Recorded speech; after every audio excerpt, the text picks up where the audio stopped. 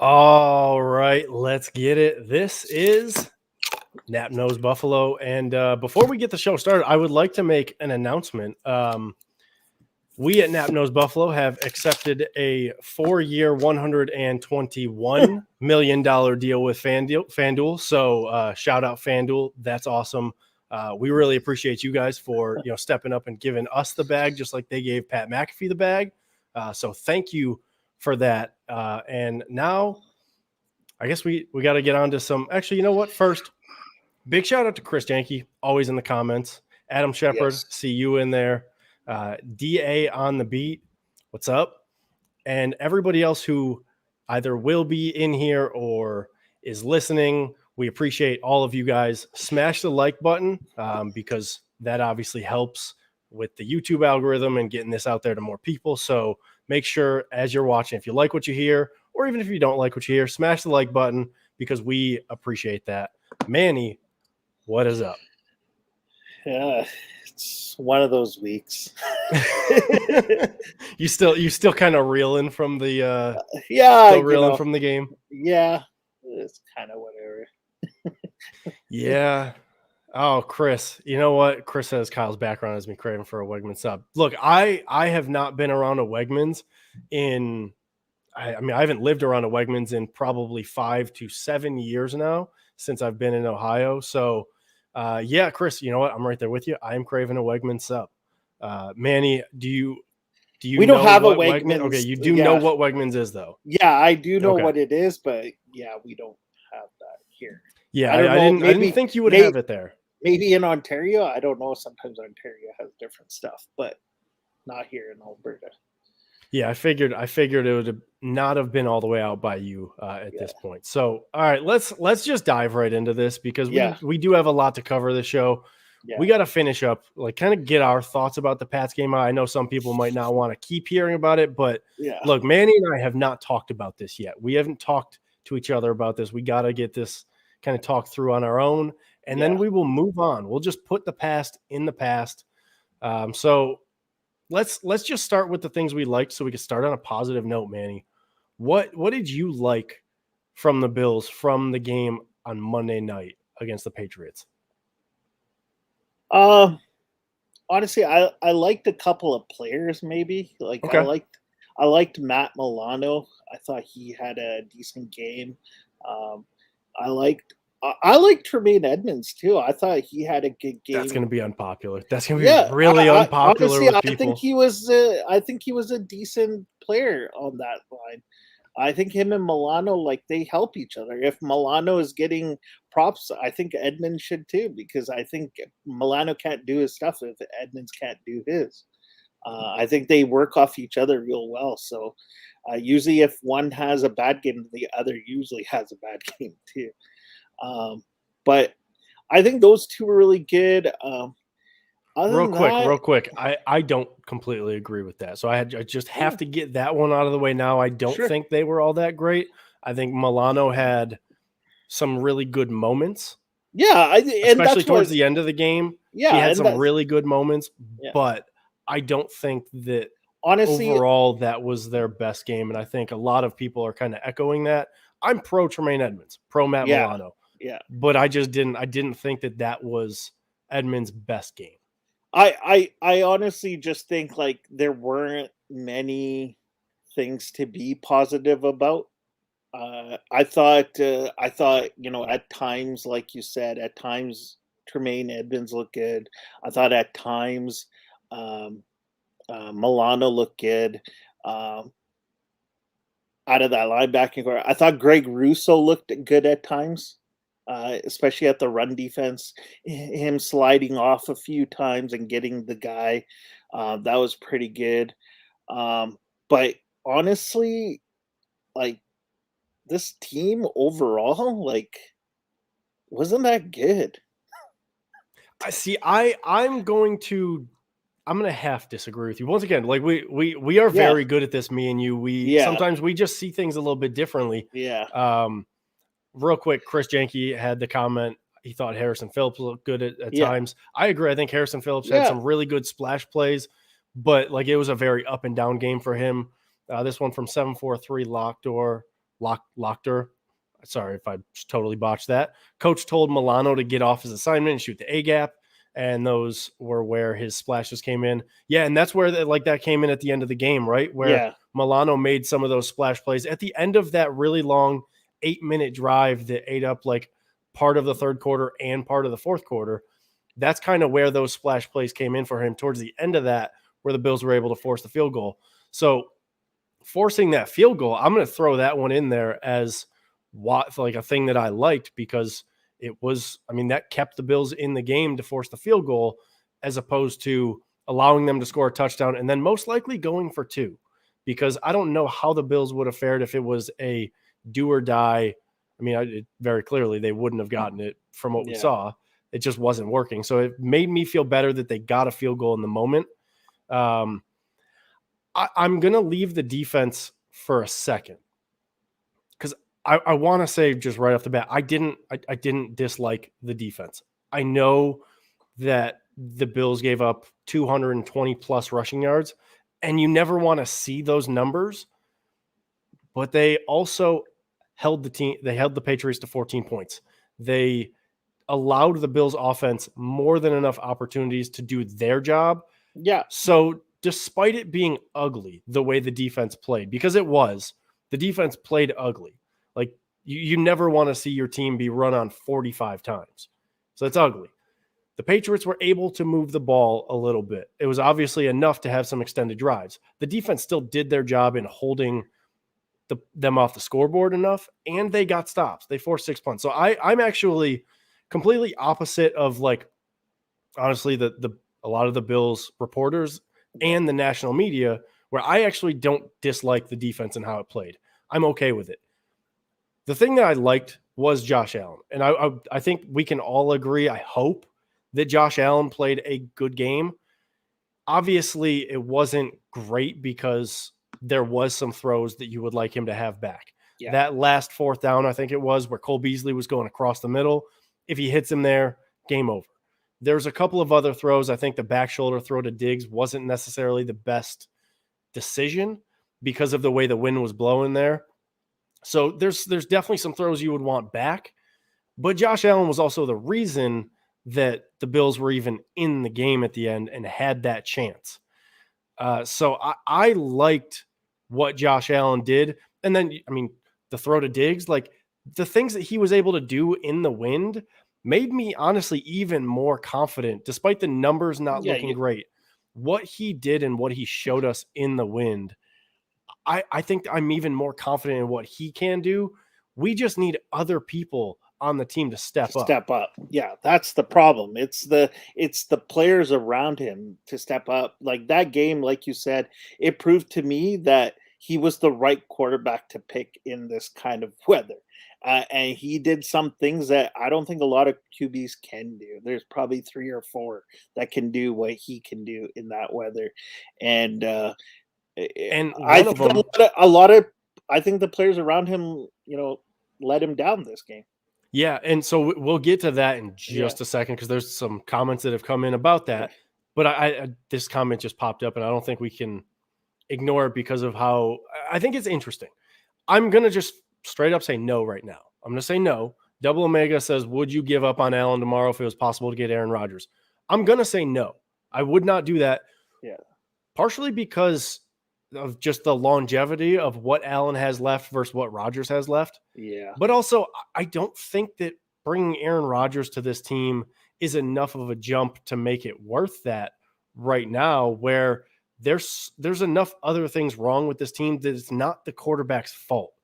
If we're talking Allen's rookie year versus Rodgers, yeah, I would have done that in that moment. If we're talking any of the quarterbacks from the drought years versus Aaron Rodgers, of course. Hell yeah, I'm dropping all of them and I'm adding Aaron Rodgers. Yeah. But not with Josh Allen, not with what we've seen from him, not with how he can play. Josh Allen is my QB. He is my QB1, and I want him to be the Bills' QB1 for as long as possible. So no, if Rodgers was available, which he will be at some point, no, I'm not giving up on Allen, because Allen's ceiling, I still don't think he's anywhere close to his ceiling. And I think once again, let's just go back to this, what he showed us in that weather with what his arm can do, why would you give up on that? You want to surround him with all the pieces that you can. And we don't even know how long Rodgers is going to be playing, right? Could be another year or two. It just I love Aaron Rodgers. I think he's a phenomenal quarterback. I've been a fan of his ever since I was a Favre fan. Kelly, Favre, Rodgers, Allen now. And Allen, there's too much to give up on Allen right now for a year or two of Rodgers. And problem is, if Rodgers leaves, who do we have? We're going to continue that route. If, let's say, Aaron Rodgers doesn't win a championship here, if he came to Buffalo for 2 years, let's say he came. And after 2 years, we'll be in that cycle again, trying to find that quarterback who can, be that guy. And look how long it took us to go from Kelly to Allen, right? So I don't want to go through that. That's the only reason why I wouldn't go for Rodgers and keep Allen, just because there's way more potential right now and years of him compared to Rodgers. Yeah. So I think, and I don't know why any Bills fans would say, yeah, let's move on from Allen if we can get Rodgers. I just don't understand the logic that would be behind that, because it's really not a big enough jump at this point with the way the offensive line is played and just the way some other players have played, where it just wouldn't matter especially for that short period of time. There's just not a big enough difference. And if we really want to talk about it, Aaron Rodgers, for as great as he is, he hasn't been able to carry his team over the he's only enough. won. He's got his one Super Bowl. Yeah. But he hasn't gotten there since then. He struggled to get over the hump in the NFC and get past that NFC championship game. So I don't like that. Obviously, we've spent more time on it than I would want to. I don't really like that talking point. I think it's safe to say, though, we're both happy with the way Allen played. And I think if some other guys had played up to their level, then the Bills would have won the game, because Allen did enough to win the game, especially with multiple drives at the end, getting into the red zone. So let's flip it over. Dislikes. What is something that you did not like from the game? Oh, we talked about it already. We talked like the defense was good at spurts, but overall, I thought allowing the tackling, and we talked about this last week. The tackling was poor. There were so many. Yeah, it was so bad. Every run felt like it was 5-6 yards, and that is how New England was winning it, when they knew that they're winning the line of scrimmage and these guys can't tackle. Every gain is 5-6 yards. Then it wasn't. That's the thing. It wasn't and I get this point, and I agree with you on the tackling. There was 14 missed tackles. That's way too many missed tackles. It was way bad. But the Patriots were not actually moving the ball all that well. They had three sustained drives. They had 3 sustained drives, and that's it. I think the thing was they had 10 first downs or something like that. They only had 11 first downs the entire game. That's not a lot. They really did not have that many sustained drives. And I think the tackling, I think when it meant the most to stop the run, the Bills on third down? Yeah. Let me throw a counterpoint to that, because when it means the most there, they were 2 for 11 on third down. The Bills got off the field on third down. What was the time of possession of the game? I want to say it was 32 minutes to 28 minutes. It was only a 4-minute difference. Yeah. That's not that much. It felt for me that they controlled more of the game than we did. Now, let me ask you this. Did it feel that way because the defense was giving up yards and points, or did it feel that way because the Bills' offense never did anything? Because for me, I'm the exact opposite. I agree that it felt like the Patriots were kind of in control of the game. Yeah. Because they were. And because the Bills didn't get points on the board, it felt like the defense was just kind of getting pushed over and pushed over and pushed over, even though they were getting off the field. Yeah. Because they were getting off the field. For me, the thing that I didn't like the most, like the thing that I hated about that game, was the fact that the offense had so many chances to put they points on the board, Yeah. and they did nothing. And the offense did absolutely nothing. Their only touchdown came because N'Keal Harry dropped the punt. If it's not for that play, this game looks even worse. 3. Except for the fact that the offense had 4 chances in the red zone to score touchdowns, and they went 1 for 4. Well, they had 2 possessions in the first quarter that were on the 48-yard line and then the 40-yard line, and they did nothing because of unforced errors. That's not on the defense. That's on the offense. That's on the offense. 100%. All of those are on penalties. The offense. Yeah, those penalties and bad sacks, those were horrible. And if the Bills take advantage of any of those opportunities, we are looking at a different game. The Patriots were able to run the ball as often as they did because the Bills' offense never put points on the board and never forced them to do anything different. It didn't matter what the defense did for the Bills if the offense never scored. Yeah. So we can blame the defense all we want. Yeah. But the offense never forced the Patriots to change their game plan at all because they never, if the Bills had scored a touchdown in 50% of those chances where they scored one on, or even a field goal on any of those chances where they had those opportunities early on, we might be looking at a different game because then the Patriots are the ones playing from behind when the Bills had the opportunities to do that. The Bills offense never put pressure on the Patriots to even try and do anything. Yeah. So it never mattered what the defense was going to do because the Patriots were never going to change unless the scoreboard dictated them to. And the Bills offense was the reason that the scoreboard never dictated them to change. Yeah, I agree with you on that 100% because if the Bills had scored and let's say taken the lead, the New England Patriots would have to change their offensive game plan. Right. But for me, I agree with you. The offense was my biggest, when we were talking about losers, my ultimate losers were the coaching staff and the offense around Josh Allen. Because there were plays that Josh Allen made and throws that were easily dropped by some of the players around him. Not just that, but that timeout call by Sean McDermott, challenge, horrible. It was it was not a decision I would have made in the moment, that's for sure. How do you even decide that? It's a QB sneak. Obviously, there's going to be no camera that's going to see under that pile. And I just didn't understand. Then the 2 ones I didn't like was when he didn't go for the 4th down, but went for the field goal. And it was into the wind. And I was like, no, you don't kick the field goal into the wind. You go for it. It's 4th and whatever. Just go for it. You have the quarterback. You got the legs of the quarterback.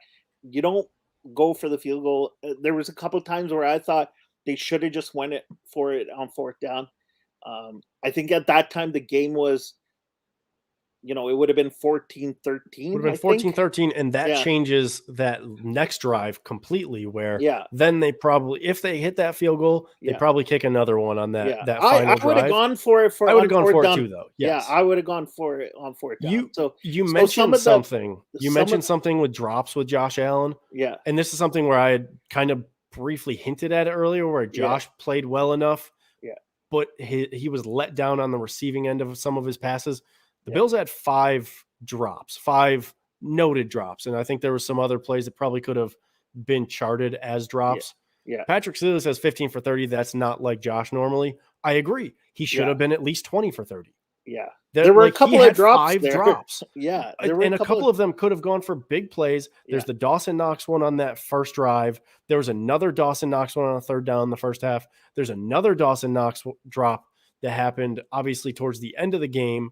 There's the Diggs drop, which obviously that one's tough to really force that being blamed because of how difficult catching a ball is like that, but it still hit him in his arms. So you want to see him haul that in.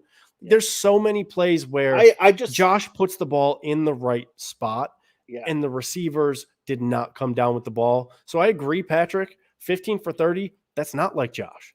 Yeah. And he got hurt by his receivers. I also didn't like Dable's play calling. I thought there should have been more Josh Allen runs, and especially in the red zone. Like, I don't know why you got the guy who every game, and I'm sick and tired of seeing it, the first QB to throw 40 and run 25, then run the damn ball with him. Yeah. If he's runs for touchdowns, run with him. Like, you're not giving him $250 million to not get a touchdown. Run the damn ball. I agree, and that's where the last thing that I wanted to talk about from the game kind of comes into effect, and it's in the red zone. I understand Sean McDermott and now seemingly Brian Dable, because of Sean McDermott, I think, wants to run the ball. They talk a lot about physicality and wanting to be able to be physical and run the ball, and we just don't. Like, the team just doesn't have the right guys to do it in the actual running game. Yeah. But they have Josh, who could supplement the running backs and the lack of run blocking from the offensive line, because running him outside the tackles, running him on different types of plays, that will be beneficial. Yeah. They'll definitely help the running game. There's other ways they could get the running game going other than just trying to run Devin Singletary, Zach Moss, Matt Breida right up the gut, where clearly the guards are the weak spot of the offensive line. So having understanding, I don't know, run. Also understanding run. There was the one play Rico showed on his Twitter feed. Hold back on this one too, because there's a back view of that run, and if Zach Moss bounces it outside, there's two guys outside from the back view, not from the side angle, like line of I know which view. one you're talking. So there's a different view that shows a different story. This team just it frustrates me, because I don't understand the hell out of me. I don't know what is going on with this team. They went from this unbelievable offensive team that nobody could stop to now everybody's like, oh, we know how to stop this team, and these guys can't adjust to it. And Double Omega was like, dude, it was 4th and 18. Dude, before the game started, they asked Tyler Bass against the wind, where would you be comfortable? He's like, not past 30 yards. And so Tyler Bass, your kicker's saying that he doesn't feel comfortable past 30 yards. Yeah, I'd rather take a shot at 4th and 18 and have Josh Allen, my best player on the team, attempt to make it happen. The other thing is, when you go for it, if you were to go for it there, you still are saying, whether we go for it and get it or whether we kick the field goal, we need to get the ball back either way. Yeah. And yes, one of them would mean potentially having to score a field goal versus getting to kick, or having to score a touchdown versus getting to kick a field goal. But either way, you're saying we have to get the ball back. But the red zone, I don't think I ever got to this point specifically, but the red zone, I just don't like and you mentioned Dable's play calling a little bit, and I started to get there with the running game. Every single time the Bills get in the red zone, the first play, first down, no matter where they're at in the red zone, they could have already been in the red zone and gotten a first down. That next first down call is going to be a run play right up the gut every single time. I just don't understand it, and I don't like that. Yeah. And the red zone offense is it's been a killer for the Bills because they're able to move the ball up to the point of being in the red zone.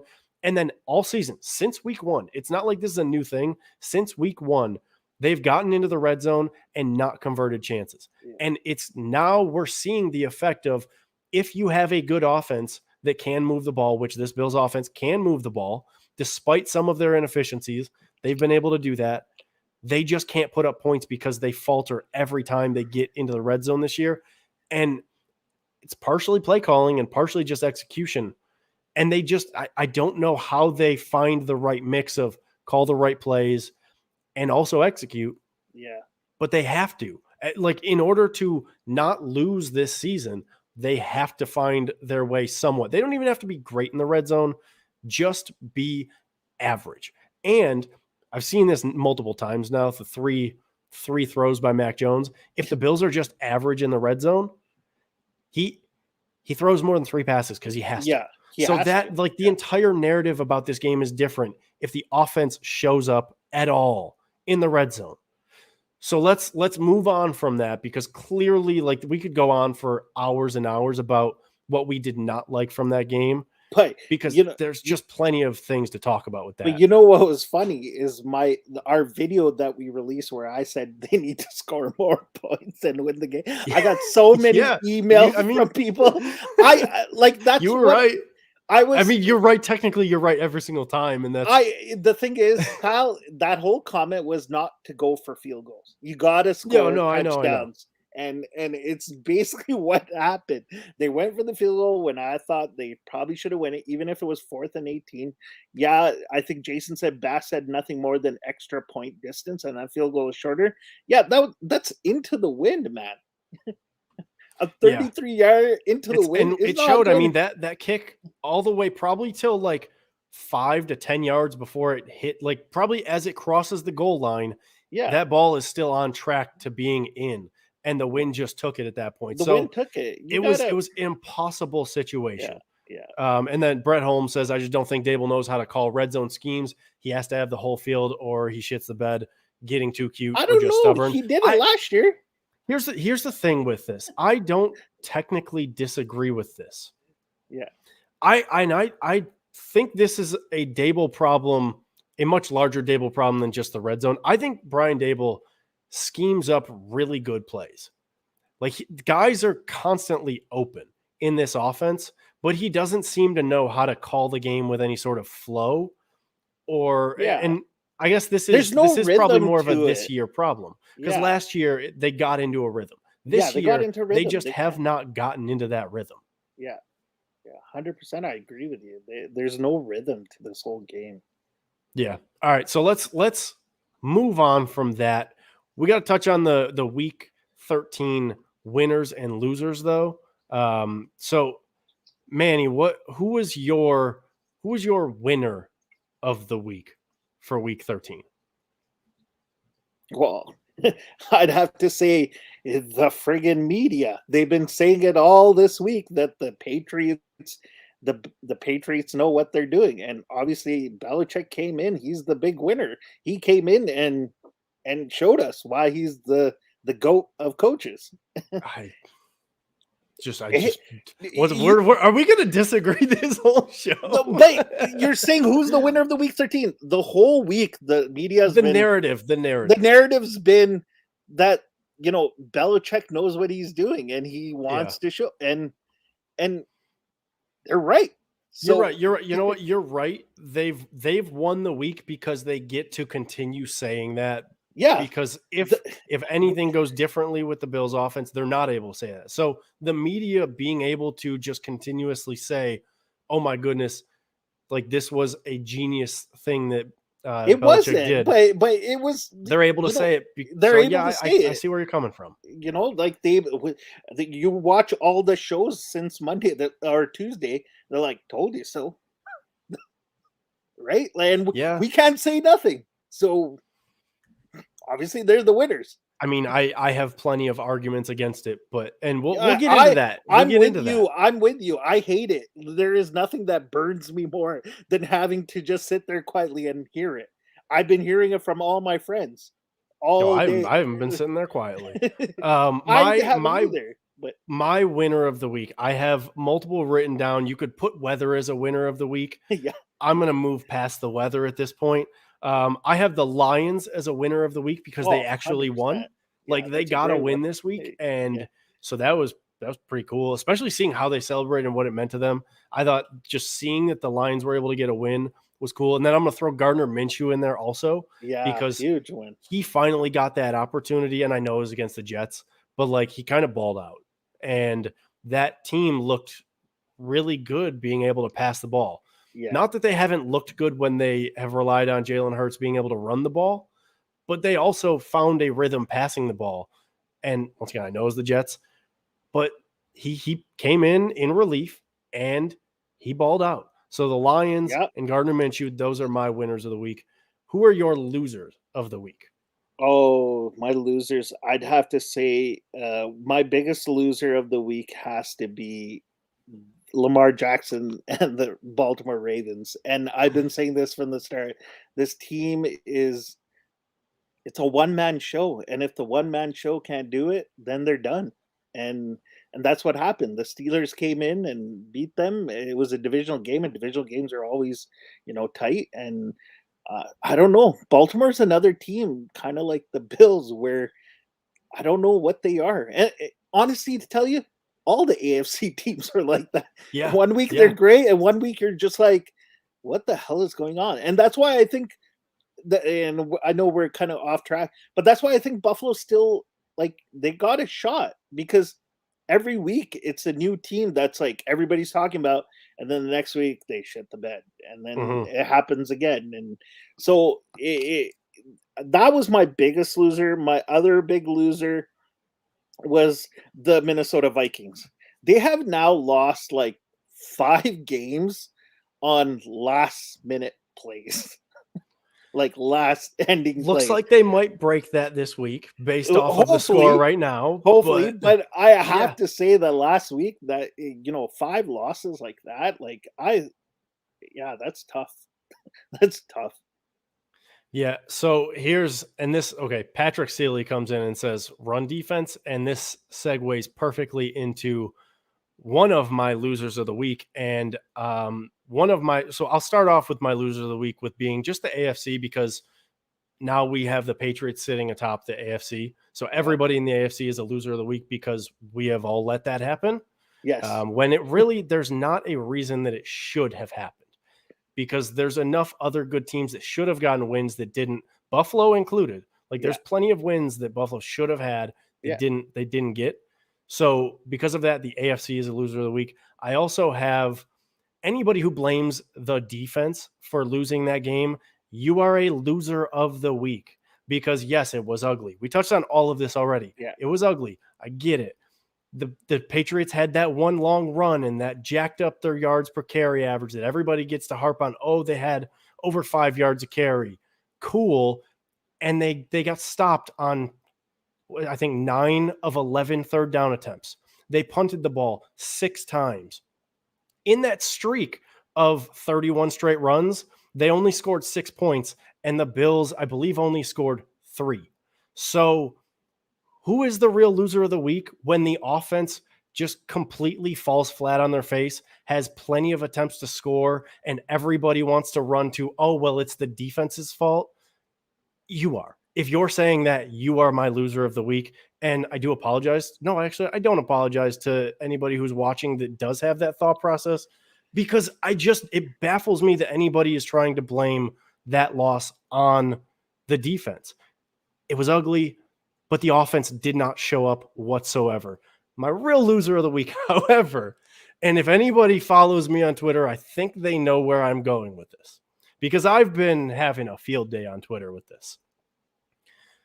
And I want to preface this by saying, as Bills fans, we have a lot of really, really good media members, and a lot of them do a really great job reporting on the team and handling their interviews with the team and the relationships with the players. Except there's one that just has not, he has not, we can just say adapted. He hasn't adapted. Jerry Sullivan. He is my loser of the week. Not because he had a technically bad question, because asking what went wrong and are you happy with how the defense played is not necessarily a bad question. But that's not what he said. He decided to come in with the interview, and we all saw the clip. He came into the interview and he just decided to start kind of hurling what could be taken as insults. Are you embarrassed? Oh, the national media is going to call you soft. And then as they're leaving, just throwing out back in my day. I'm really annoyed with the entire situation, because it's very clear that Jerry came in there with the idea of, let me force a reaction. Let me get them upset. Let me kind of nag them with my question. And he did it. He did a good job of that. Yeah. That's what he does. But there's a way to handle those questions that you have to handle it a little bit differently, because there is an element of respect. Jerry Sullivan's job is not there if the players do not need to be interviewed. That's just a fact. Jerry Sullivan is there because those players are supposed to be interviewed. If they're not supposed to be interviewed, he's not there. He is not important in that situation. So he decided to come in and make himself more important than he needed to be. Yeah. So while yes, they let up more running yards than you would like. Yes. The way he posed the question and the way he handled himself escalated the situation, because when he saw that they didn't really love how he asked the question, he decided to throw another insult in. And then as they're leaving, throws another insult in. Maybe if it's back in your day, Jerry, today's not your day and you just shouldn't be there anymore. I know a lot of the reporters have good relationships with him, but the fans and probably the players at this point don't. So he didn't help us fans in our career. He did not help the players in their career. It's understandable that the media members he works with have those good relationships because they worked with him and he helped them personally. But they also have to understand that we see a different side of him and we see what he shows us. And Jerry Sullivan just continuously shows us that he does not necessarily belong in those rooms anymore. That's the way I look at it. And there's a lot of people who are agreeing with me. Yeah, I think there could have been a different way of asking it. Right. I don't have a problem with asking if they're happy with letting up 200 plus yards. Yeah. There's just certain ways that you are supposed to formulate questions where you're not just trying to get them to say, well, and it's a pointed question. That's really what it was, is he decided to pinpoint the emotion he wanted them to feel and ask them directly about that instead of saying, how did you feel about this? And leave it open. Let them tell you. But instead, he decided to throw what he wanted them to feel and just tell them that. Yeah, there's a lot of people here canceling him, and because he asked the question. Yes, it's because the way he asked the question. Right. It's kind of he made it about him rather than about what was wrong. And there's no problem with asking, how do you guys feel happy or whatever. It's the tone and the way he did it. And he was looking for a reaction and he got it. Look at him. He did. After that reaction, he was on Colin Cowherd. He was on different talk shows. He got his thing. So it is what it is. I don't know. I'm not a fan of reporters who try and make it about themselves. And 99% of the time, the Bills reporters don't do that. When it seems to happen, it seems to be that Jerry's the guy who's doing it. So that's my issue with him. Do you want to move on from the winners and losers of the week? Sure. Let's do it. All right. I think, what do we have? We have best bets. So we're just going to put these up there. I'll let you talk through yours. I'll go through mine. Then we'll put all of them up at the end so that everybody can see Casey's as well. Manny, what are your best bets? Talk us through these at the bottom of the screen. Yeah. So I got, I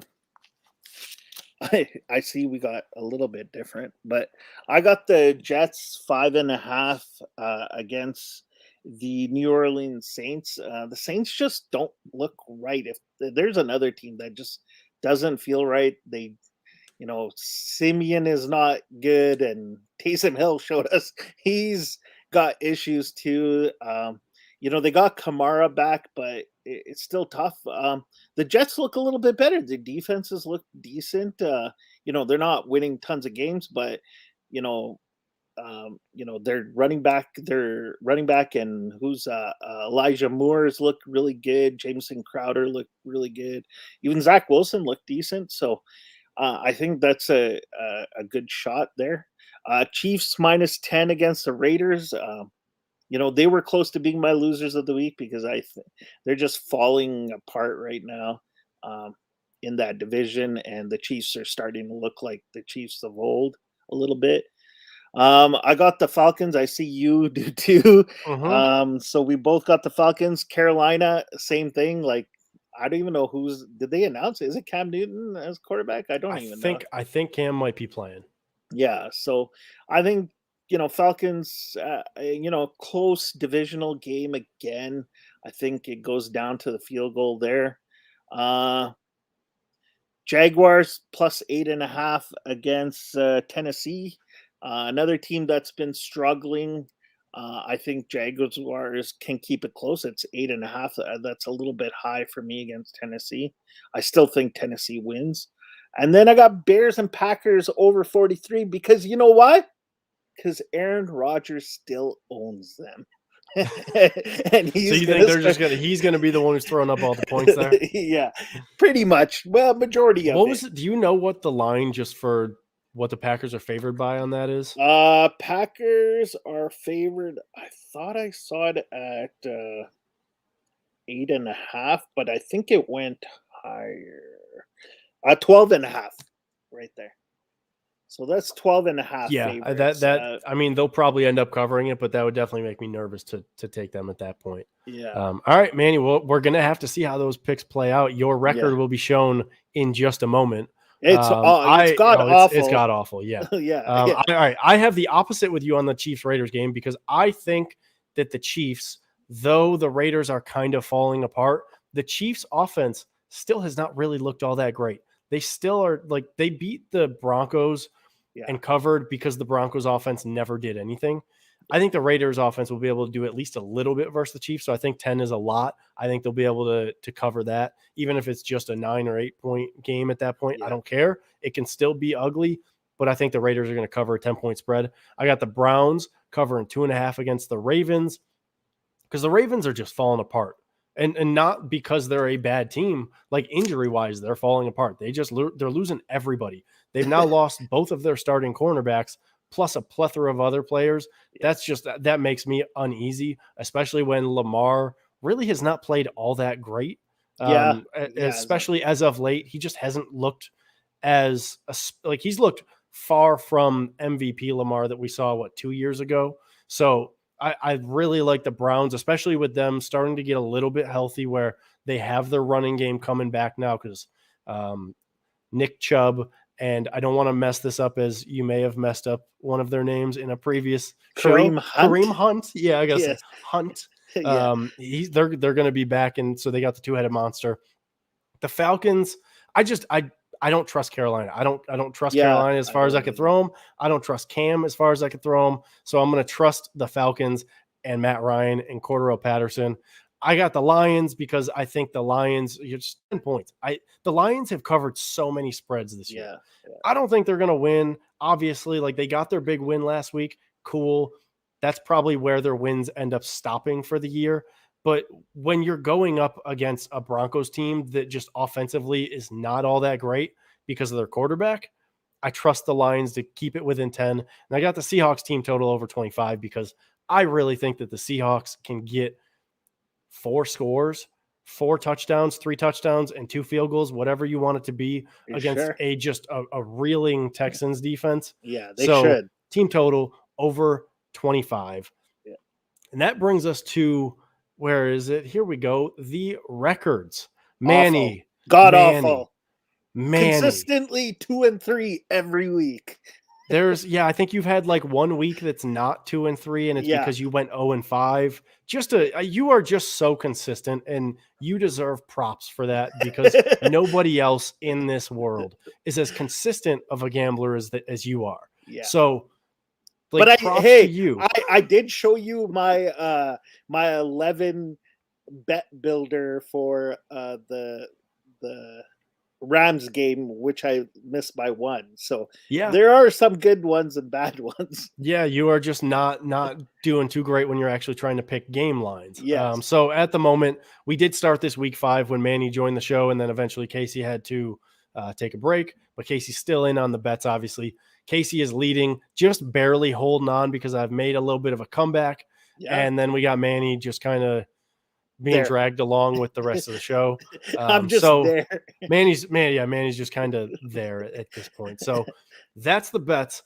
Let's finally get into this game. Sure. Because this game is going to say a lot about what could happen the rest of the way. Obviously, the Bills right now, I believe they're sitting at it's either the 6th or 7th seed. I can't remember just off the top of my head. So they need wins. They need to start stacking wins fast because the season is winding down. The Bucs they're a scary team to be playing when you're playing the way the Bills have played so far. Yeah. I'm not going to lie about that. I don't love the matchup. Before the season, I predicted that the Bills would lose this game. I'm going to get out in front of that now before we start doing our predictions and before we do our preview. So now that I've gotten that out, now that you know that beforehand, who are the offensive players, Manny, that we need to pay attention to? And how do the Bills, especially without Trey White, slow this Buccaneers offense down? The guy, like, they got, like, who should I name? Leonard Fournette, Tom Brady, Godwin, Gronk, Mike Evans, like the list goes on and on and on. Even Cameron Brate. There's so many offensive weapons. Yeah. It's Thank scary, God Antonio Brown is not in. Well, you would have to add him too. I think the biggest guy that the Bills usually have trouble with, I think there's going to be two guys. I think Leonard Fournette. Lenny, he's a different player now on the Bucs. He's changed his whole mental, like he just at a different place, it seems, with this team, and he's been dominating last couple weeks. The other guy, he's always, for the last 20 years, well, not 20 years because he came a little bit after, but Gronk he seems to always be a Bills killer, or something about him just, I just want to, just break his neck. Oh my goodness. Oh my goodness. Hey, he broke one of our players' necks. I'm gonna stay away from that one, Manny. But like he just, for the record, I don't want Gronk to break his neck. I'm gonna actually throw that one out. Like I don't either. You know what I'm talking about. He just, I know. You just frustrates don't like him, me. Yeah. I gotta let it go. Marcus just said it there. Let it go. Yeah, I gotta let it go. But he's gonna be a key guy. I think we're gonna have to watch out for. Gronk always seems to be a Bill killer, and so I think him and Fournette are the key guys. Obviously, Brady's been a killing machine, but if we look outside of Brady, I think those are the two guys I think are gonna be a challenge. Yeah, and I think it's completely fair to kind of leave Brady out of this equation because we all know what Brady is and who he is and how good he is. So we don't have to talk about him as one of those impact players because we all know he's the impact player. He is like the wheel that makes that team go. That's not the saying, but we're going to roll with that. But like he pulls everything around him together. He makes everyone better. That's just what he does. And he's still doing that, whatever, year 21, I think it is at this point, whatever. Like we know he's great. You mentioned Fournette and Gronk. I'm going to go with the wide receivers. Yeah. And it's not necessarily because I think they're the most important players on the team typically, which they are extremely important. I think Gronk is the most important weapon on that offense just because of his rapport with Brady. When he's in, that offense is just on a different level. So that makes me nervous with him. But with their two receivers, with Mike Evans and Chris Godwin, like I really am struggling to think of how the Bills are going to be able to handle them when you don't have Trey White taking one of them away every single series. And this was when he got hurt. This was the game that we both pointed to and we're like, damn, that's the one that we're going to miss him in. We're not going to miss him as much in a game like Monday night. We're not going to miss him as much against the Jets. Like, that's not where he's missed the most. He's missed in those games, of course. But not having Trey White in this game is massive. Yeah. Because now you have Levi Wallace, who has struggled against big physical receivers. As good as he's been this year, we know in the past he has struggled against big physical receivers. And you have Dane Jackson, who – I know it's his second year, but I guarantee you Tom Brady looks at him and he's like, that dude's a rookie. Not because he actually thinks it, but because he's like, he has the experience of a rookie. Yeah. So 100%. I'm going to go at him over and over and over again. And as good as Jordan Poyer and Micah Hyde are, they can take away the deep ball. The Bills still have to figure out a way to not let those underneath plays get the best of them when Levi Wallace and Dane Jackson are the ones covering two big physical receivers. So those guys are the guys that make me the most nervous. Yeah. I agree. I like we said, like which offensive player should we pick? Like they're all dangerous, right? And yeah, since like Josh will have to outscore them, I think this is going to be one of those games where you're gonna have to outscore them. Field goals. Hey, coming back to the same message I had last week. Field goals are not gonna win you this game. Yeah, they're Touchdowns are not. gonna.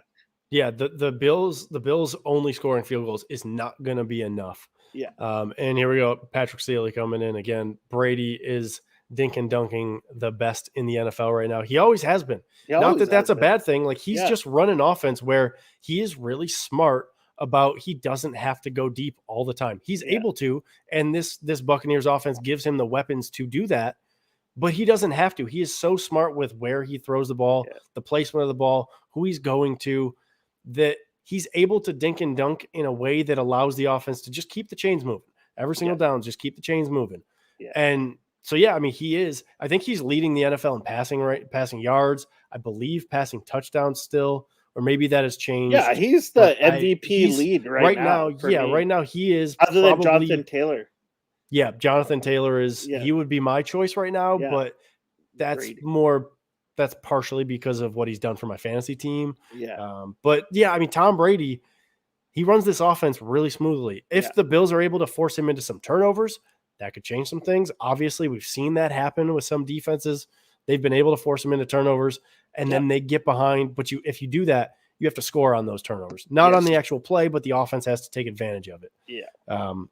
Oh, here we go with another one. Young Money says, you're talking about the wide receivers. Yeah. You need to worry about Leonard Fournette and Ronald Jones. I don't know about Ronald Jones, but like, here and there, but Leonard Fournette for sure. Like he's become a better pass catching back with Tom Brady. And like I said before, I think Fournette's been on fire the last couple of weeks. So yeah, you got to watch out for him. He's not something you can just be like, it's okay. It's Leonard Fournette. He's not the Jacksonville Leonard Fournette anymore. No, he's found it's not like he's putting up these insane stats every week either, but he's just kind of found his groove. He's found his role. It seems like he's comfortable in his role and they know how to use him.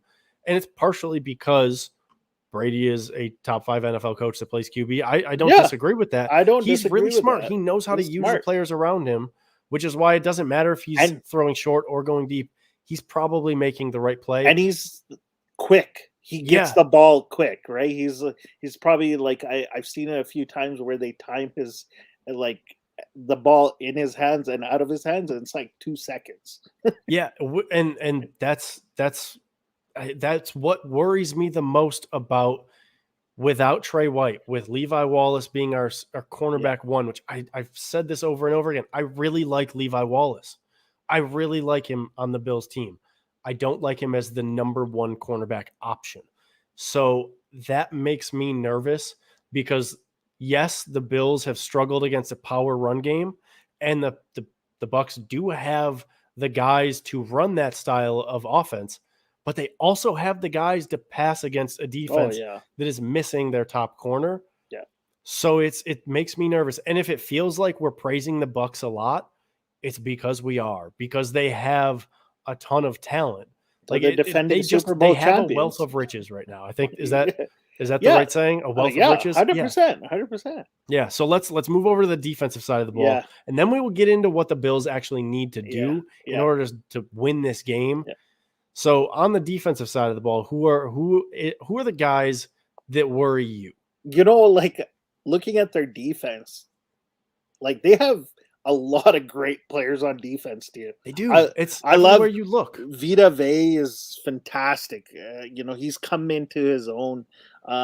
Devin White, I think one of the best linebackers out there. Levante David was and is still very capable of being a top-notch linebacker. Shaquille Barrett has been phenomenal.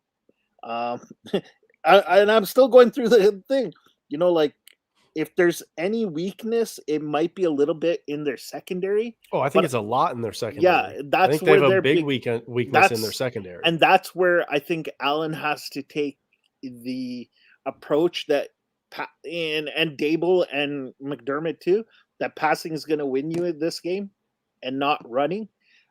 especially with that secondary. But I love Winfield Jr. I think he's been a monster for them. He's been a monster for them, and I was a big fan of his dad. I think we all were. We were all big fans of until he Antoine left Winfield to Jr.'s the Vikings. Dad.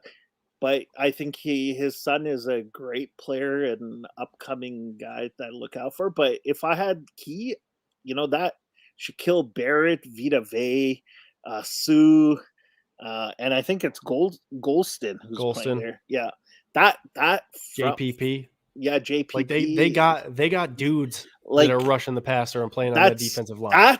That's going to be the key, I think, for Allen is the O-line going to be able to give Allen enough time to take advantage of that secondary? And Vita Vea is a beast. Like, he was one of those guys that I thought, first year he kind of struggled. He was okay. And then he got into that groove, kind of like Fournette. Got into his groove, got his role playing, and now he's just dominating. And he allows the other guys around him, like Pierre Paul, who can still make plays because of a guy like Vita Vea, who's opening it up for these guys to go get the quarterback. And they're athletic guys. And Allen, this is going to be, I think, the most athletic, D-line that Allen's going to play, where Allen might not be able to outrun every guy every time. Yeah, this is what worries me the most about this game. It's not necessarily that the offense can put up points on this Bills defense, because I think the Bills defense will still be able to hold them to a low enough score where it's a manageable game. Because I think if the Bills hold them to under 30, then theoretically, the Bills offense should be able to put up enough points. If they play the way they've been playing the last couple of weeks, no, it won't happen. But the way the Bucs defense is, the Bills offense matches the Bucs weakness, which is in the passing game. However, and there's been multiple comments in here about this already, that offensive line for the Bills has to be able to hold up. It doesn't matter if the Bucs have a really weak secondary, which they do, if the Bills offensive line does not even semi hold. If they can't block for 2 seconds, it's going to be a struggle and it's going to be an ugly game. Because yes, Josh will be able to make plays against this secondary if given time. But that's the key, is if he's given time. That's my biggest question, is will the Bills offensive line be able to hold up against the likes of Shaq Barrett, JPP, Ndamukong Suh, everybody else, Vita Vea? Those guys all worry me. Yeah. And what worries me the most is that it's not just pressure from the edges, because a lot of teams you'll see where they have really good edge rushers or they have really good interior pass rushers. But this Bucs team, they have both, which means you're not going to be able to run the ball up the middle, which Sean McDermott has just decided that's what this team needs to be able to do, which I just can't figure out for the life of me why he thinks that's the fix, because they clearly don't have the guys to do that, especially against this team. Yeah. Because the Bucs run defense is really, really good. They were able to hold Jonathan Taylor in check for 3 quarters. They're insanely talented. You're not going to be able to run the ball against the Bucs team. You have to beat them in the passing game. Here's how I think they do that. I think they're able to beat the Bucs in the passing game if they utilize the screen game. Because when you have pass rushers, when you have guys on the D-line who can get after the quarterback, who can create issues for the offensive line the way they can, you have to try and use that against them. You have to try and let them come at Josh. Let them do it. Throw a couple screen plays early. And I know we don't love the running backs on this Bills team right now, but they can still make some stuff happen if they bring the ball in, obviously. But they can still, that's how you slow them down. A couple of quick screens. And I don't really love the wide receiver screens. I don't love them with the Bills offense. I like the tight end screen. And running back screens, slip screens. Yeah. That's the way you slow down this pass rush to start out. And then you give Josh a chance to really start to unleash when they have to start to question, is this going to be a pass play? Do we need to pay attention to the running back going into the flat? How do we handle this? What's going on? That's how you start to slow down their pass rushers, because if you don't do that at all, then you're going to have Vita Vea wrecking the interior of the offensive line. You're going to have Ndamukong Suh wrecking the interior of the offensive line, because they have the guys to cause problems. And they have enough guys. I can't remember who said it in the chat, but they have enough guys to the point where Josh Allen cannot escape the rush every single play against this team. He can't. So the Bills need to be able to throw the ball, but they need to be able to put Josh in situations where it's worth throwing the ball. Yeah. And that's where this whole thing kind of is difficult, because how do you do that with the offensive line? Personally, I think that it starts with a screen game, but not to the wide receivers. What are your thoughts on that, Manny? I think using Breida at that spot, because that's what Breida's good at, is, he can catch the ball and make players miss that way. And I think that's what they got to do. Right there. Screen to Breida, let him get some yak up the sidelines. I think that's what you got to use. I think you got to use Knox on screen plays there. But honestly, I think somebody was mentioning that Carson Wentz was able to, do this and that. And I'm like, he has one of the best O-lines in the league. Obviously, he has way more time than Josh Allen does.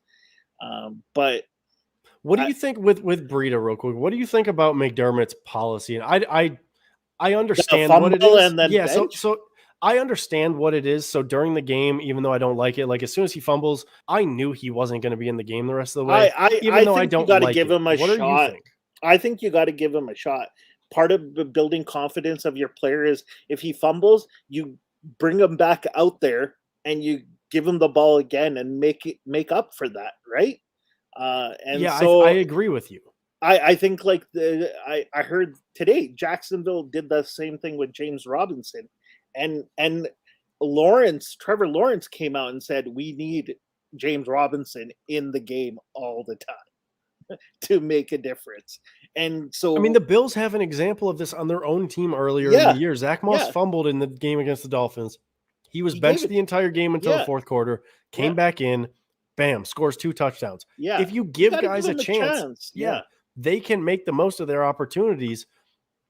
It's not great, but I do think that if they fumble, they're probably the likelihood that they're going to fumble again is, I don't think it's as high. Personally. Yeah, it's not. I don't know what the numbers on that are, but I feel like once they fumble, they're whose mistake was that on the fumble? Was that Breida's or Allen? I don't know. I think I put that on Breida. The ball, Allen put that ball right in his chest.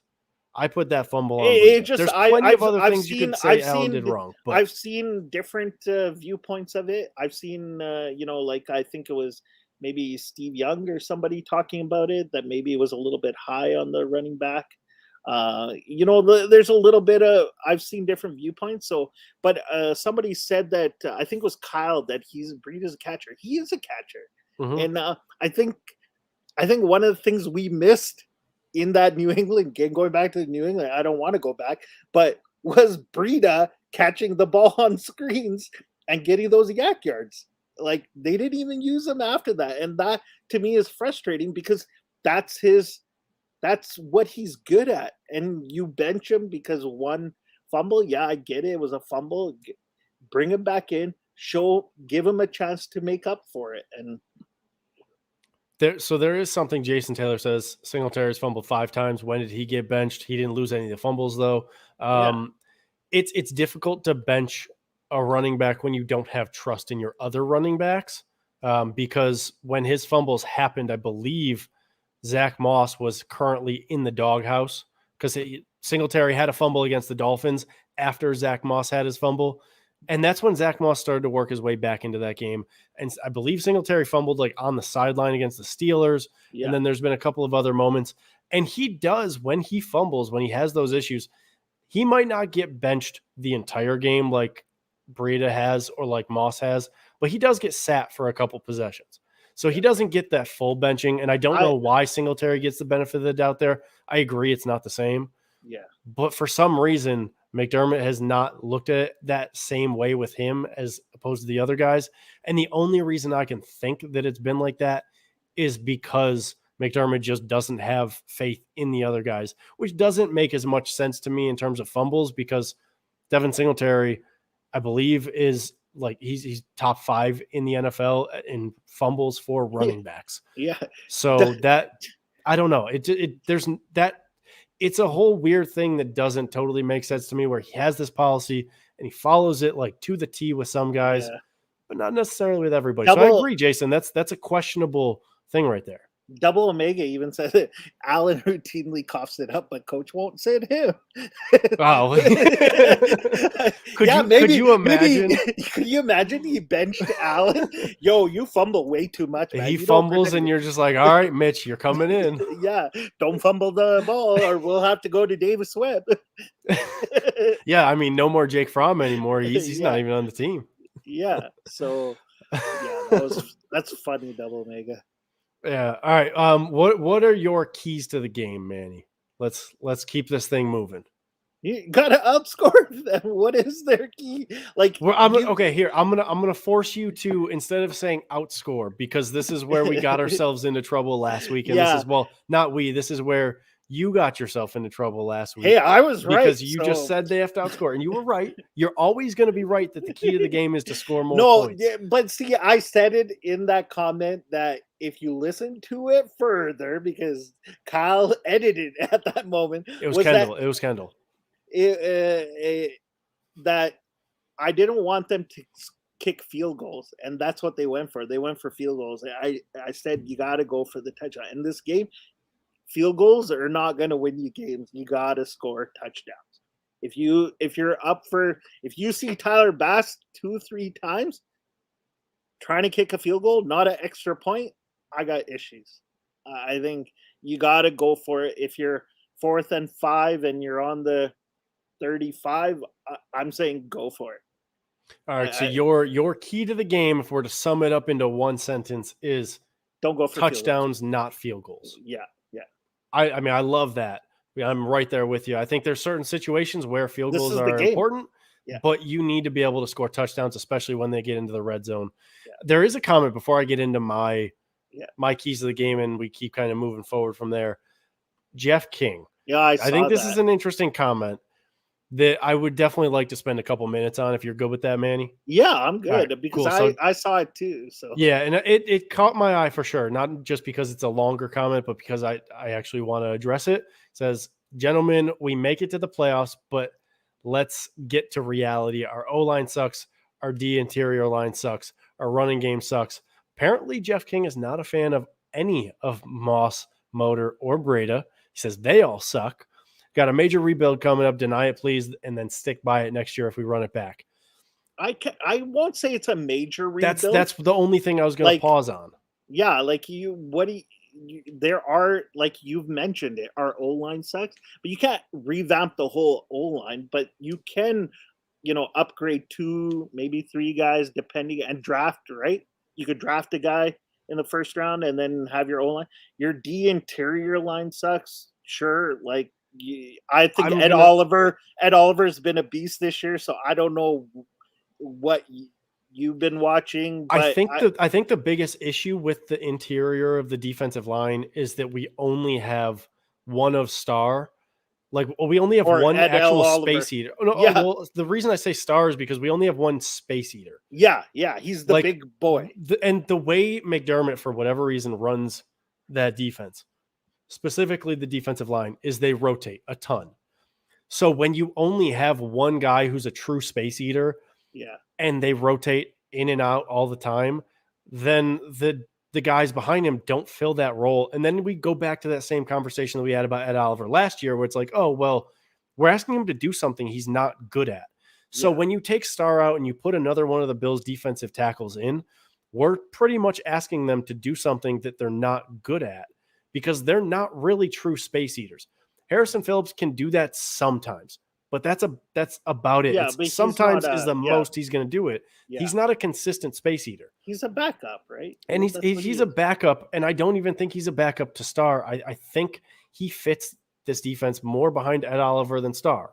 So and I don't know. I mean, maybe I'm wrong about that. No, but the way I've seen him play, agree with he you. just hasn't. He's not the guy who eats up 2 to 3 blockers, where a Star can do that. Yeah. So, but I don't agree think we have another person like Star. Like no, you're we saying. don't. That's exactly what I'm getting at. Yeah. So, and you mentioned already the offensive line. It can get better if you add in even just one guard who is even remotely good. Yes. Because Darrell Williams has been average at best at guard. He hasn't been terrible, but he's been average. Yeah. Ike Bacher just ain't it. No. John Feliciano, when he comes back eventually, who knows? Maybe he'll help the offensive line, but he ain't it moving forward either. The Bills need 2 new guards. They definitely need to find another one tech who can fill in for Star or even take over that role. Yeah. And then, they do need to figure something out with the running game. And if that means getting some new running backs, if that means bringing in 1 new running back or 2 new running backs, however they want to do it. Yeah, sure. you can't. But I think calling it a major 3. rebuild, like you said, Manny, I think calling it a major rebuild, pump the brakes on that. I don't think this team is anywhere near having to rebuild. That's not what replacing a couple guys is.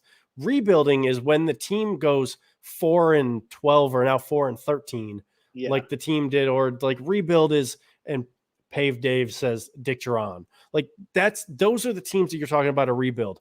This team is not, like, no matter what happens the rest of the way, this team is not in a rebuild. They don't need to rebuild everything, but they have some specific needs where they need to replace those guys. So Jeff, I agree with you, but not to the extent that you're trying to say, if that makes sense. And Jeff, I get it. He says later, gentlemen, with the exception of a few, we need to rebuild. Let's not nitpick. I think you both know what I'm getting at, and I do. I think the major rebuild maybe was a little over. It was harsh wording there. Yeah. But and Patrick said that the scheme could be changed too. That might help. But I think no matter what, Jeff still kind of hits the nail on the head that there's still some holes that need to be changed, no matter what happens this regular season. I think we need another cornerback, either drafting or signed a guy, because proves the point. Levi and Dane Jackson are the starters now, and so there are specific holes that we need to fill, I think. And I completely understand that the first comment there was not necessarily the exact idea. So I mean, we know what you're good. Mean, you're good, Jeff. We get that, because Jeff did come in and say overstated. My apologies. You're good, Jeff. We got what you're saying, and just want to make sure for everybody else who's in the comment section and everything that we're kind of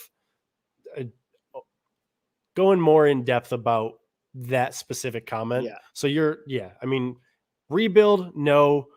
Revamp a couple things, yes. That will need to definitely. So my key to the game, I think we could all look at this game and we could just say offensive line. They need to control the line of scrimmage, but you could say that every single week with this team. So I want to just go past that, because that's like when you get down to the nitty gritty, that's what it is. The Bills, in order to do anything, they need to control the line of scrimmage. But I'm gonna go with a larger scope. And I have 3 separate things. I want you to tell me, Manny, what you think is the most important out of the 3. Sure. I just have 2, because the first one just says offense. Yeah, well, that's like me saying you have to fix the offense. We'll throw that one right touchdowns out. Only, no field goals. It's kind of, that's what we want, right? Yeah. So tell me what is the most important. And I don't know, maybe these are the same things, but I have red zone success is one of my keys to the game, which obviously we saw on Monday night. 1 for 4 in the red zone just ain't going to cut it. No. When you have those opportunities in the red zone, you got to score points. You can't go for field goals, especially against an offense like the Bucs. And then I also have don't waste opportunities. And what I mean by this is, if you get a turnover, if you get good field positioning, whether it's a turnover, whether it's a punt that gets returned, into good field positioning, or a kickoff that gets returned into good field positioning, however you get that good field positioning or an opportunity to score points, you got to score points in those situations, not just like, hey, we got into the red zone on our own, but whenever that unexpected opportunity comes up, don't let that go to waste, because we've seen this Bills team let those big time opportunities go to waste far too often. And that's whether it is a turnover, whether it is a botched punt, whether it is a kickoff return or a punt return that goes onto the opponent's side of the field. It doesn't, like, we've seen this team squander so many different types of opportunities over the course of the season that, for me, that's just something they can't do moving forward. If they want to make the playoffs, even, and I'm going to take it that far, where this team, I know they have a very clear path to how they can make the playoffs, but if they keep squandering their opportunities when they show up, they're not going to. So they have to take advantage of those opportunities. So tell me what you think about that. Do you think the red zone success or those unexpected opportunities is the more important thing? I think red zone success. You can't settle for, like I've said it, I'm gonna say it again. You can't settle for field goals against the Bucs. If you settle for field goals in the red zone, you're gonna lose this game. 100%. Like they're gonna score touchdown. So you gotta score touchdowns too. You can't settle for field goals. And to me, that's the red zone. They can get to the red zone. I know they can because they have a good enough offense, but it's when they get into red zone, we've seen over and over again the last couple of weeks where they just, if I don't see a friggin' Josh Allen rushing touchdown from the red zone this week, I'm gonna lose it this weekend. and here we go. Run Josh Allen, for God's sake, if you get in the red zone. Like if I don't see him run for a touchdown, I'm gonna lose it. I just, like, you give him $250 million. This is why you give him. He's the guy. Like, he is so good at it. Use him. Yeah, I would agree with that. If the Bills are going to keep deciding that they have to run the ball when they get into the red zone, I would love for it just to be with Josh Allen at this point. Yeah. Like, he does give them the best option and opportunity moving forward from that standpoint. And it seems like McDermott is just not willing to walk away from the fact that this team is not a team that can run the ball. They don't have the guys to run the ball. Yeah. It just doesn't work consistently. And he won't go away from that. So if he's not going to go away from that, just use the dude that you have who touches the ball every single play to let him do what he can do to help this offense, which is not just using his arm. And I also, like, key to the game is Allen also not, like, if they do get behind, let's say they're down 14-0. I don't want Allen to panic and start doing hero ball. I want him to take what is given to him, take it down, get a nice drive, score a touchdown, and get it back. I don't want to see that hero ball mentality just because we might be down. And that's another key, because I think the Bills are a team that if they get in a groove, they can get back in games. They're not a team that can't get back in games. They have the offense to do it. It just, as we talked about, red zone's important. Allen running the ball is important. As Allen runs the ball, it'll open up guys like Dawson Knox and Emmanuel Sanders to get open in the end zone for a different drive, right? So I just want to see variety. And let's throw in some pre-snap motion too. Yeah, bring Isaiah McKenzie and just do a friggin' jet sweep for once. Last year, we hated the jet sweep. And I think all fans are dying for an Isaiah McKenzie jet sweep in the red zone. We're all dying. Well, maybe not all fans. Some fans, like Ryan of 585 Report, he may be dying for a Marquez Stevenson jet sweep. Stevenson was one and done. In there for you. He's gone, okay? We don't have to worry about Stevenson. I wanted to see Isaiah McKenzie back. I want to see him in the red zone. Just fake the jet sweep. I don't really care. Fake it. Give it to him. Fake it to him and Josh run. I don't care. I just want to see something friggin' different for once. Yeah, it's got to do something different. All right, before we get into our predictions, there's one more comment I want to bring up.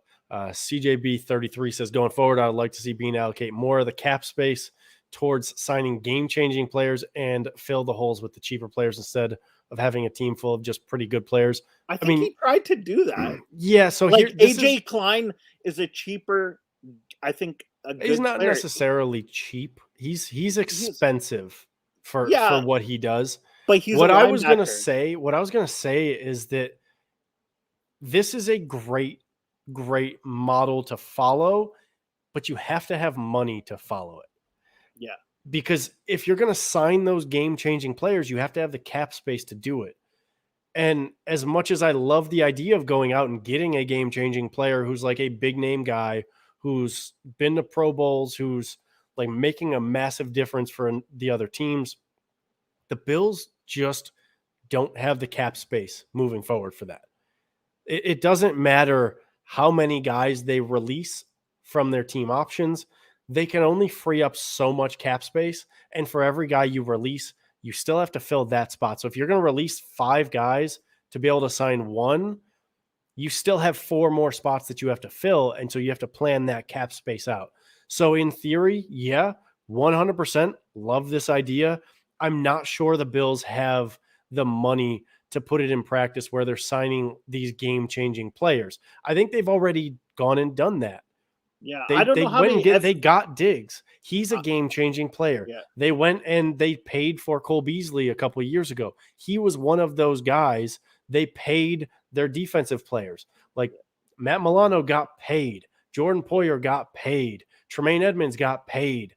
This money has been allocated elsewhere, but it's been allocated to guys who are already on the team, making it difficult to go sign those game-changing players in the future.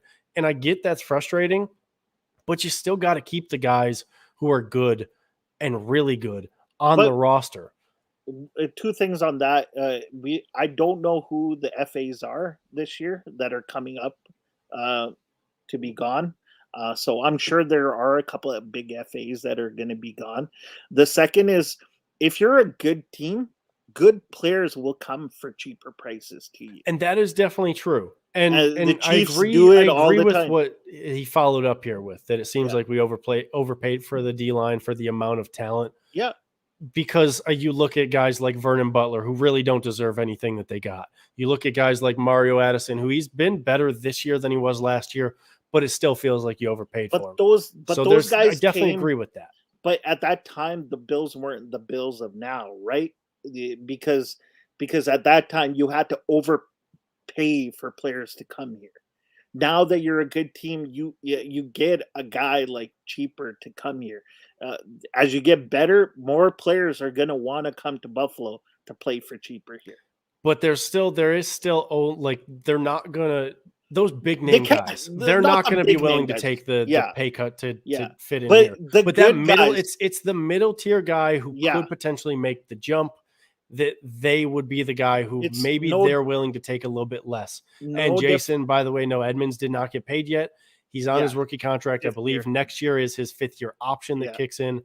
And then the Bills are going to have to figure out if they're paying him or not. And that's going to be really dependent on next year. That's another reason that they don't have the money to bring in those big name guys. So it does make it tough moving forward that Brandon Beane and his front office, they got to be really, really smart. Honestly, they got to be better than what they have been in terms of bringing in talent on the defensive line, the offensive line.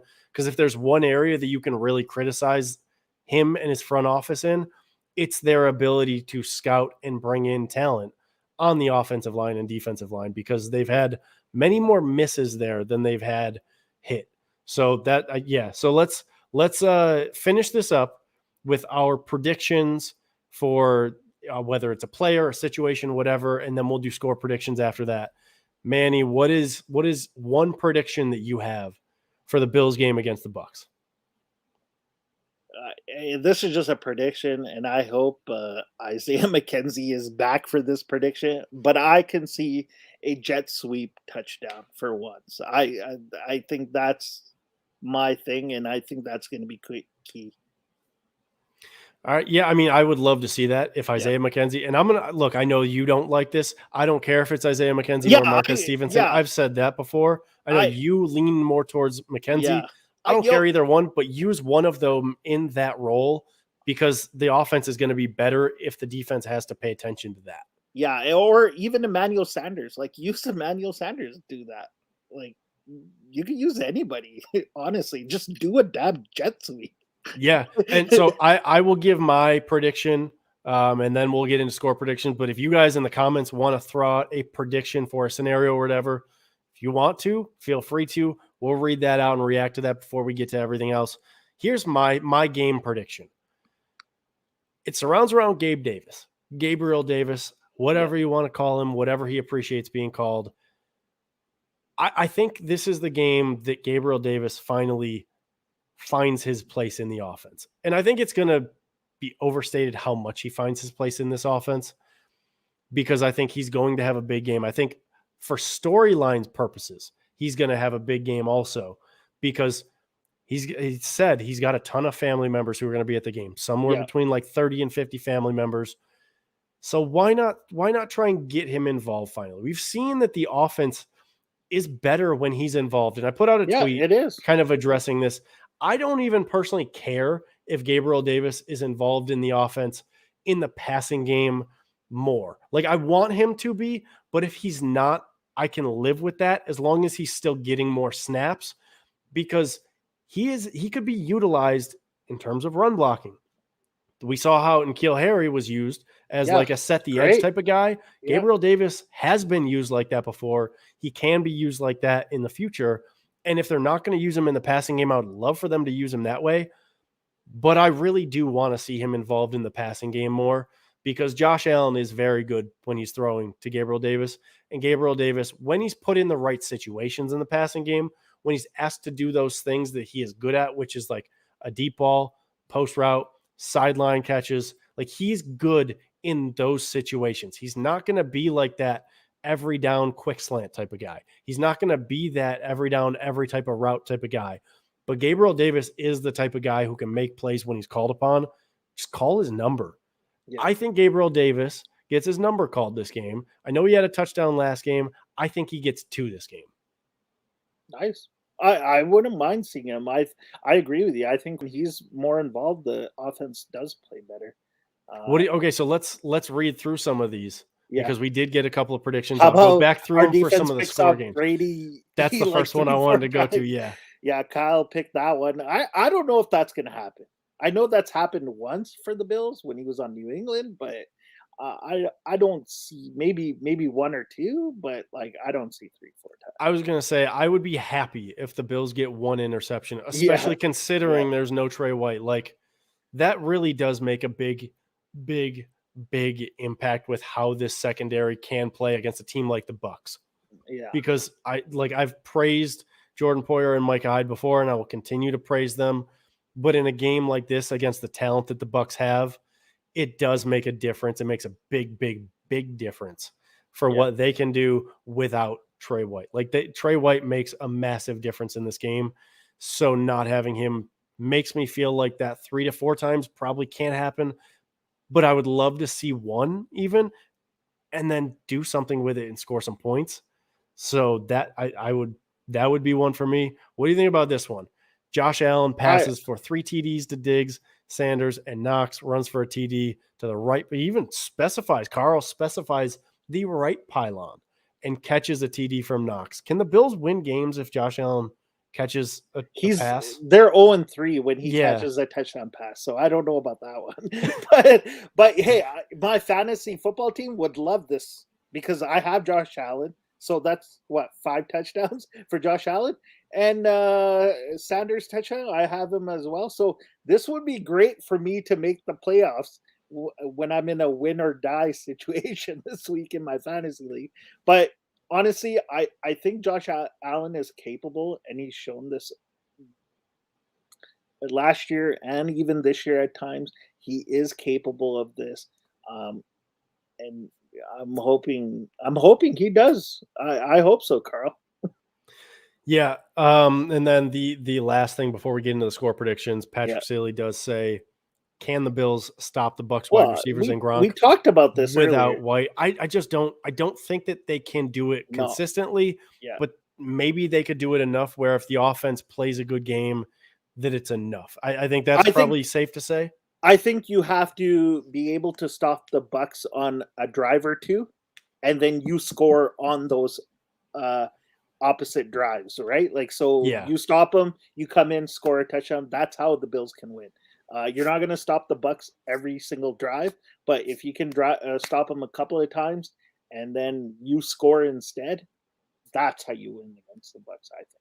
Yep, I would completely agree with that. And that goes back to the Bills have to be good in the red zone. They have to take advantage of those unexpected opportunities. So we got the over-under. It's set at the last I saw. It might have changed, but at the last I saw, which was like midday today, I saw it at 53.5. Yeah. And I saw the Bucs being favored by 3.5. Yeah. Manny, what is your score prediction? Bucs win, unfortunately. 38-27. Wow. Okay. So then you have them covering and you have the overhitting. Yes. Okay. So I've seen, we'll get to some of the other score predictions that are in the chat in literally just a second. I also, unfortunately, have the Bills losing. And that's why I wanted to preface this entire preview when we got into this segment with, I had them losing this game when the season started. Yeah, I did too. So when you go into the game without your best defensive player against a team that has just so many good options on offense, I'm not going to pick the Bills to win this game. And it kills me. I hope I'm wrong. I hope I'm as wrong as Manny was wrong against the Bill when it was the Bills versus the Chiefs. Yeah. But I will say, if I am wrong, I will not be penning a letter apologizing for how wrong I was. Neither. You're not going to do that again? Look, hey, I remember the Tennessee debacle. I've never. Yeah. Yeah. So I have the Bills losing also. I think it's going to be a lower scoring game than what you have. I think the Bills lose 24-27. I think the Bills keep it close.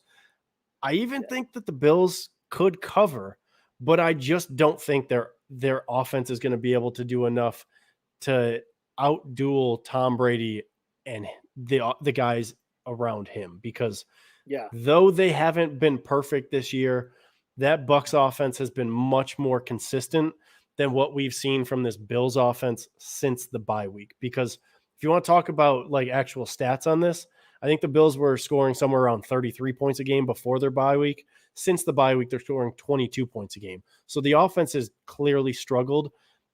I think the Bills still end up making the playoffs, but I think things get worse before they get better this week, because I think they lose again, put themselves in like that dire situation where I think the Bills have to go 4-1 to get into the playoffs because of all the teams that they don't have the tiebreaker with, like all the teams that have the tiebreaker over them. So I think they go 4-1 to end the season. I do think they get the win in New England the following week, but I think they catch an L this week in Tampa. But I think it might be a loss where they walk away being like, you know what? We found something. Yeah, I think they're going to be able to score some points. I think the secondary is weak enough, and I think Allen has shown over again that he can extend plays with his legs, and I think he's going to be able to extend it. And then we know that their secondary is not as good, and he should be able to score some touchdowns. I hope I'm wrong. Honestly, I hope a lot of these comments are wrong too. Like it's not like we're the opposition on this. No. Carl is actually the opposition, because Carl is saying that the Bills win. For anybody who's listening, if you were watching on YouTube, you would be able to see I'm throwing the comments up. If you think about my score, like I picked 38-27. That's basically 3 field goals that the Bills probably will kick, in my eyes. And the Bucs will only kick 1. The difference there. That's the difference, right? They're going to kick 3 field goals. Say, oh, we're going to keep it a game, like a touchdown, and fourth quarter, Brady's just going to extend that. So I think that's what's going to happen. And I think it's going to come down to the coaching staff again, not taking the balls and, grabbing them and be like, yo, we're going to go for a 4th and 3 instead of kicking that field goal for Tyler Bass. We're going to go for it. We're going to go get that touchdown. That's what I want from this coaching staff, because this is a team where I think this is a team where you're going to have to do that. And we're going to see if Sean McDermott has the balls to do it. And this is going to be a week where you need them to find that. They need to find the balls to go for it on 4th down. Yeah. 2020, they seem to have that all the time. This year, they just don't seem to have that same belief. I feel like if you kind of speak it into existence, Tell yourself you believe in the team. Tell yourself you believe in the offense. Tell them you believe in them. Yeah, that's and my then thing. Instill that confidence in them. Let them go out there and prove you right, Sean McDermott. Please just have confidence in the offense. Give them those opportunities and go for it on fourth down if it's like a reasonable down and distance. Yeah. Because like Manny said earlier, touchdowns, touchdowns, touchdowns. Yeah. And I want to end it on this. I saw a video today. I saw Emmanuel Sanders get the whole group together and did a whole like conversation with them talking about, I'm sure he's talking about it. He's been through this. He's played with good teams, with good quarterback, Super Bowls and everything. And I hope he gets that confidence in these guys and says that, we can do this. And I hope Sean McDermott allows these guys to show that they can do it, because we all know they can do it. Yeah. Yeah. I am right there with you. That clip was awesome, by the way. I love that clip. Yeah. All right, Manny, I hope when we're talking next week, I hope we're talking after a Bills win. I hope we're talking about how wrong we all were on the show. I hope we're talking about how wrong the comments were. I hope we're talking about how wrong we were. I can shut up my friends. I want to be wrong this week. Please, Bills, just prove me wrong. Yeah. But we won't be able to know until the game time, so we'll just have to sit back and watch that. Yeah. Thank you, everybody who did join in on the comments. Thank you, everybody who listened, watched, all of it. We appreciate you guys. Manny, let me get a go Bills. Go Bills. Go Bills.